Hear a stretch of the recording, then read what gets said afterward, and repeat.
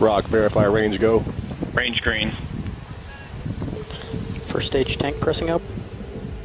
A well thought out critique of whatever you're doing is as valuable as gold. That third failure in a row, did you think, I need to pack this in? Never. Why not? I don't ever give up. I mean, I'd have to be dead or completely incapacitated. 8 weeks later, Musk bet the company on another flight. We have liftoff. And this time around, everything worked. Perfect. If that fourth launch hadn't worked, that would have been it.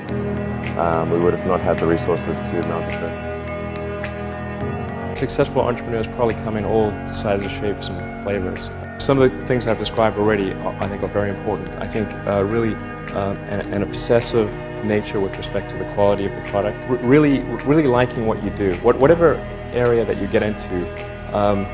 Given that, even if you're the best, there's always a chance of failure.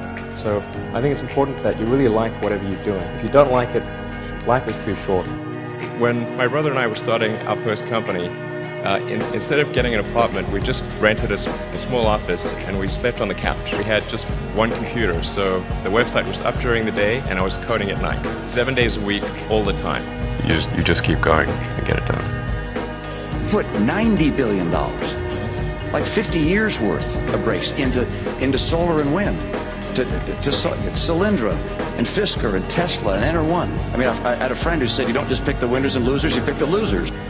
I'm available 24/7 to help solve issues. Call me 3 a.m. on a Sunday morning, I don't care.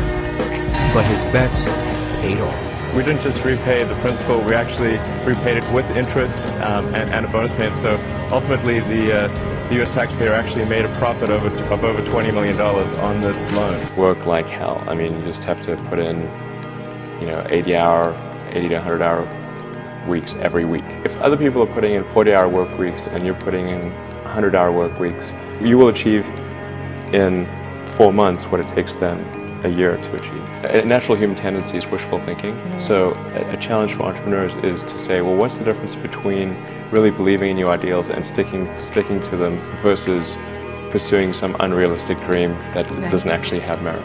Your product or service needs to be much better. It can't be a little bit better. So all those things improve the odds of success. I think my sort of drive to get it done is somewhat disconnected from hope, enthusiasm, or anything else. I actually just don't care about hope or enthusiasm, motivation.